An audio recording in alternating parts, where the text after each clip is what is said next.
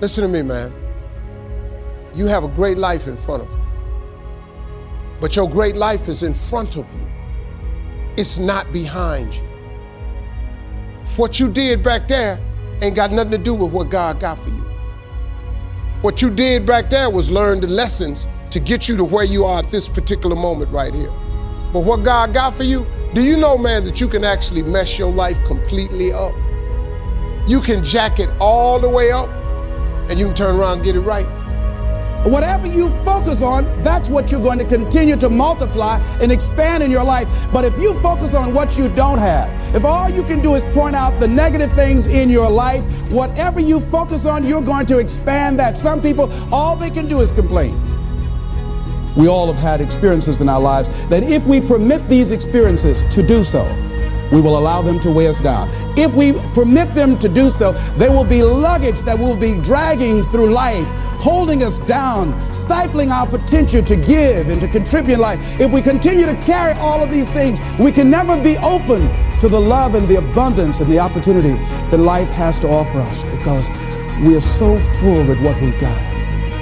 Do you realize that every day you thought you wasn't gonna make it? Do you remember them days where you thought it was absolutely unbearable and you thought you wasn't gonna endure that one? Do you know that your survival rate for every last one of them bad days is 100%? Your track record for surviving bad days is 100%. That's a fact. All you got to do is start changing the way you think. You can protect yourself from negativity. And that's what stops most people, negative thoughts. You can coat your mind from negativity.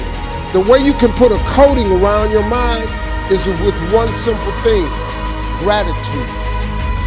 Gratitude erases negativity. When you're showing a spirit of gratitude for what I got, not that you're satisfied with it, but you're grateful for what you got. Develop a spirit of gratitude. I'm thankful for life. I'm thankful to be an American. I'm thankful to be on this part of the planet. I'm thankful to see another day. No, things aren't what I want them to be. No, I don't have all the things I want to have, but I'm thankful that I'm still here. I have another opportunity, another day to live, another chance to contribute, another chance to make a difference in life. The moment you start feeling abundant and worthy, you are generating wealth. The moment you're empowered and feel it, you're beginning to step towards your success. The moment you start feeling whole, your healing begins. And when you love yourself and you love all of life, you'll create an equal. And now you're causing an effect. I feel very strongly that we can make an incredible difference in life. Phyllis Marx said, giving empowers you because taken to its ultimate, what you are really giving is love. Love is the motivating force behind the infinite supply of universal energy. Love truly makes the world go round. And as with anything circular, it's keep coming back. But I always believed that I could do whatever I set my mind to. That's the only credit I will give myself is when other people break and give up and stop, I just don't, right? And it comes down to the story you tell yourself about yourself. Now, if you don't know this quote, live by it. One can have no smaller or greater mastery than mastery over oneself. That's Da Vinci. Da Vinci did amazing things with his life. I wanted to do equally amazing things with mine. And if that's the game that we're playing, if I can construct my belief system, if I can choose at any moment to believe something that's more empowering than I was believing the moment before, and that will actually find its way into my actions, allow me to do things that I couldn't do the moment before, then it's like that moment in The Matrix where Neo realizes he knows Kung Fu. And that's like, as funny as that is, that's how I think about life. To me, the very fundamental purpose of life is to find out how many skills I can acquire that have utility, and then put that utility to the test in service of something greater than myself.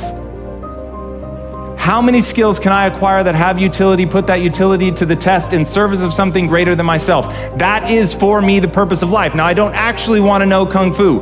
That is not the mission that I'm here to live, but I knew that I had to identify my mission. So what was going to be my mission? Mother Teresa has an amazing quote: "Nobody will act for the many, but people will act for the one." And that really struck me, because I realized they were right. I was looking at this global pandemic of ill health, and I wasn't moving into action, but thinking about my mom and my sister, or the uncle I had who ate himself to death when I was 12 years old. That made me want to act. I think everybody is motivated by two different things. One, you have the beautiful things in your life, the things that are going well, the things that you're grateful for, the things you're moving towards instead of away. You have a compelling vision of your future. It's something that you're very excited about.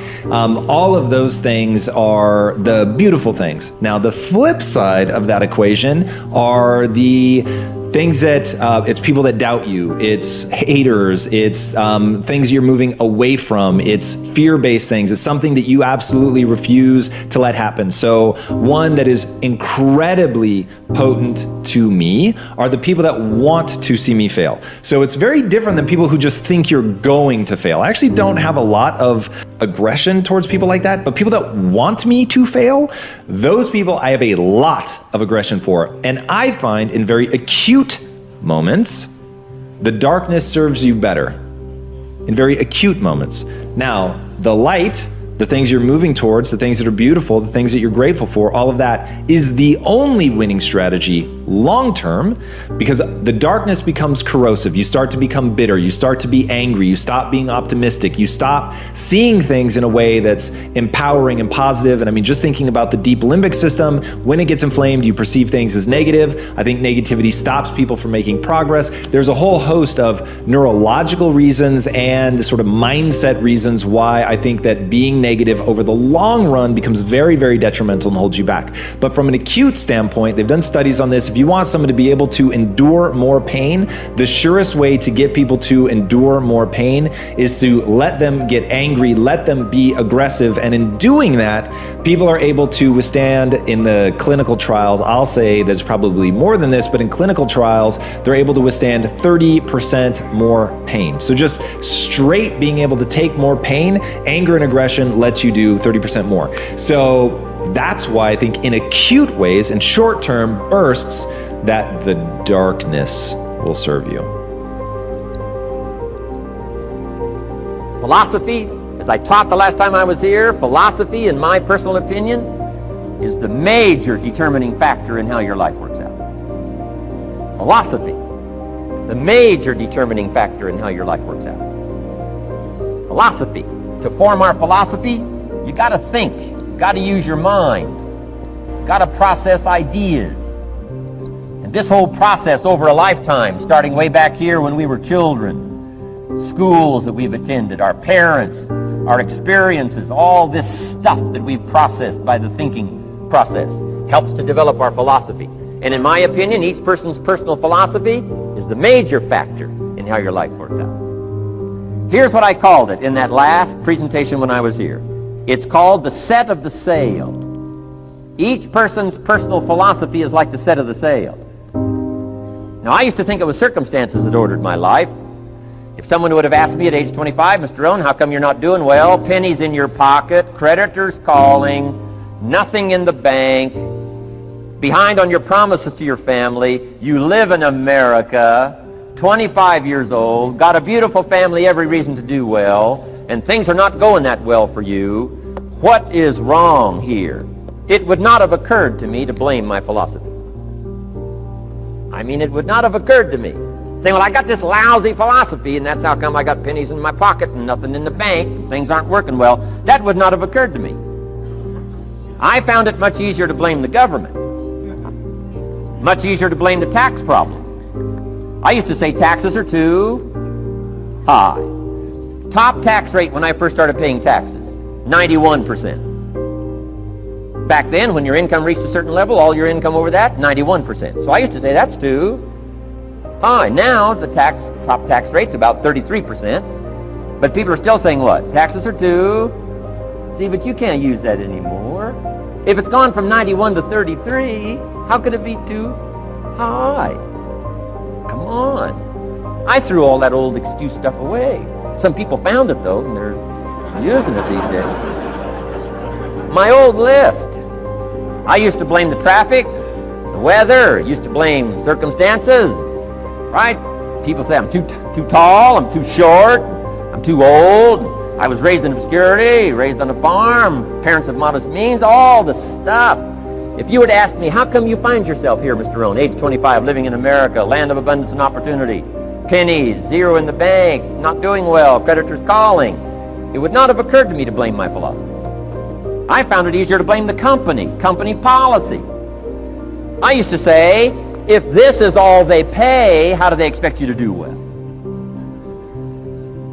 So I figured that, my future was going to be tied to what everybody else was arranging, the economy and, right, interest rates. I used to say things cost too much. That was my whole explanation, not my philosophy, until my teacher taught me better that this is where the problem was, my own personal philosophy. Here's what's exciting about each person's personal philosophy.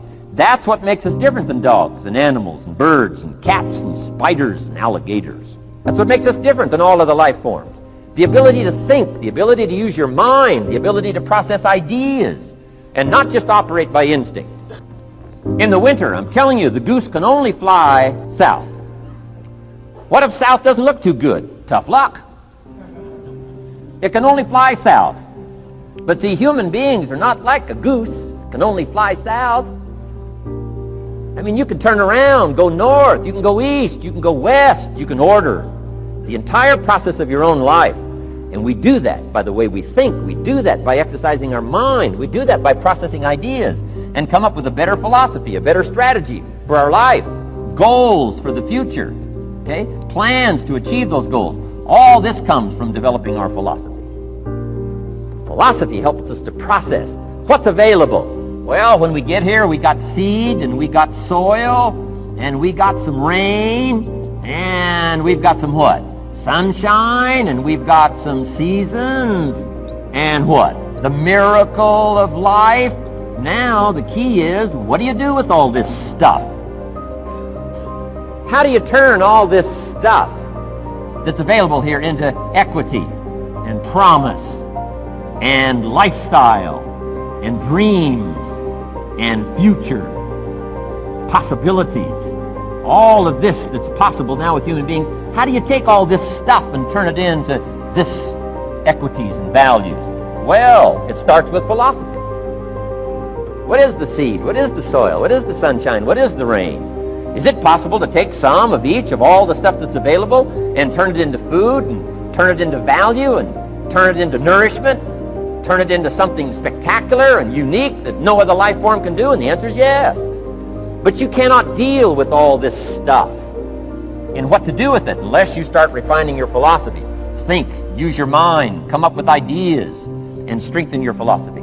So the seed and the soil and the rain and the sunshine, this is called, the economy and the banks and the money and the schools and everything that's available out there, processing information, what to do with all that, and turn it into equity and value. That is the major challenge of life, my personal opinion.